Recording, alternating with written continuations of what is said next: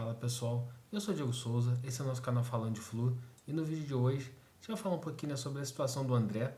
Tem uma expectativa muito grande se o André vai sair ou não nessa janela de transferências e também vamos falar sobre uma atitude que a CBF tomou que com certeza vai deixar você, torcedor tricolor, bem chateado. Mas antes de mais nada, eu queria pedir sua ajuda. Se você não é inscrito no Falando de Flu ainda, se inscreve, dá essa moral pra gente, compartilhe nosso vídeo nos amigos tricolores, nos grupos tricolores e nos ajude a chegar cada vez mais longe e alcançar mais inscritos. Agora, sem mais delongas, bora pro vídeo de hoje. E eu quero começar falando sobre o André. Ontem saiu uma notícia falando da possibilidade do André ir para o Manchester United da Inglaterra.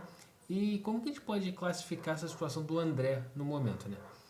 Até onde a gente sabe, o Fluminense tinha negociações avançadas com o Fulham na Inglaterra, só que parece que essa negociação está no entrave. Por quê? O time do Fulham não deseja pagar 30 milhões pelo André, 30 milhões de euros, e o Fluminense deseja receber 30 milhões de euros pelo André. Então está esse impasse. Vai pagar, não vai pagar?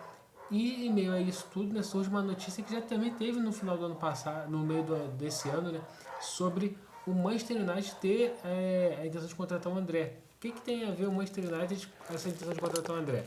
O Manchester United é um time que passa por um processo de reformulação muito grande e a contratação do André poderia ser benéfico para eles, tendo em vista os demais jogadores que eles buscam. Por exemplo, eles têm interesse na contratação de jogador que está no PSG, só que o PSG deseja 60 milhões nesse jogador.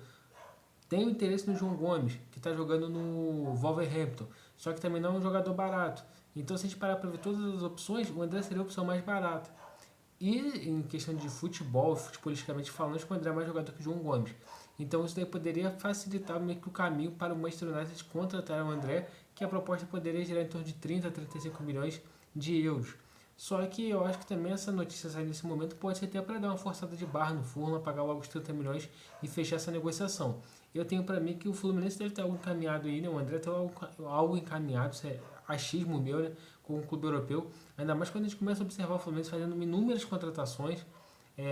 Contratou o Serna, contratou o Facundo Bernal, que é o substituto do André, contratou o Inácio, zagueiro peruano, do brasileiro que estava no futebol peruano. Agora se fala no atacante que está do Boston River.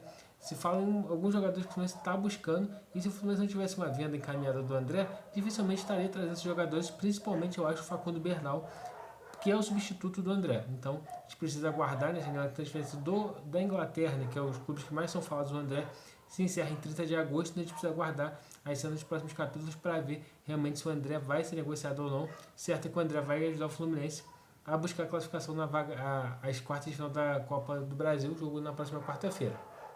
Agora falando um pouquinho também, né, desse jogo Fluminense e Juventude. Fluminense que jogou lá no Rio Grande do Sul, perdeu por 3-2, vai precisar vencer a partida de volta agora por no mínimo 2 gols de diferença. Se vencer por um gol de diferença, vai o jogo para os pênaltis. E o árbitro escolhido para esse confronto foi Rafael Claus. Rafael Claus, é um árbitro que ultimamente vem trazendo muitas polêmicas, principalmente quando apita os jogos do Fluminense. O time do Fluminense, né, reclama muito da forma que o árbitro apita o jogo. E a questão do Rafael Claus apitando está definida, ele que vai para o Fluminense e Juventude. Mas dos últimos 10 jogos, se não me engano, que o Rafael Claus apitou, o Fluminense venceu 2. Mas uma das coisas que a gente vai ter que observar é que o Fluminense não pode, né, ficar olhando muito a arbitragem, tem que vir aqui no Maracanã fazer um bom jogo, vencer o Juventude e garantir a classificação, né, para a segunda fase para as quartas de final da Copa do Brasil, porque era uma das metas estipuladas no início do ano, quando você garantir as quartas de final da Copa do Brasil. Então o Fluminense precisa buscar esse resultado. O Fluminense que no Brasileiro vem de 4 vitórias consecutivas e é muito interessante essa retomada do Fluminense, uma vitória contra o Juventude, com certeza pode dar moral para o jogo do final de semana contra o Vasco, e o Fluminense precisa continuar essa crescente. O Mano Menezes mudou um pouquinho o estilo de jogo do Fernando Diniz ali, o time tem às vezes até a construção de jogo mais curta, mas tem uma velocidade para sair no contra-ataque muito rápido, né? Tanto a gente vê muitos lances estão definidos em 3, 4 toques na bola, a transição em velocidade, e isso vem ajudando muito o Fluminense, também o Kevin Serna ajuda muito nessa transição com o John Ares, o Calma Elis também nesse bom momento que ele vem vivendo. Então a gente vai vendo nesse time do Fluminense todo moldado para vencer o Juventude em casa. A dificuldade que o Fluminense pode ter é que o Juventude vai vir para se defender, o Juventude vai vir para fazer cera, amarrar o jogo, porque o Juventude está com a vantagem. Basta o Fluminense conseguir achar os espaços, quebrar as linhas e vencer essa partida. Mas hoje também teremos pré-jogo, Fluminense e Juventude aqui no canal, então você fica ligadinho, para a gente poder falar tudo sobre o Fluminense e Juventude com convidados aqui, né? Então a gente vai debater muito esse jogo. Então, pessoal, esse é o vídeo de hoje. Se você gostou, deixa seu like, se inscreve no canal, compartilha nosso vídeo com seus amigos tricolores, compartilha nos grupos tricolores e nos ajude a chegar cada vez mais longe. Saudações tricolores e até a próxima.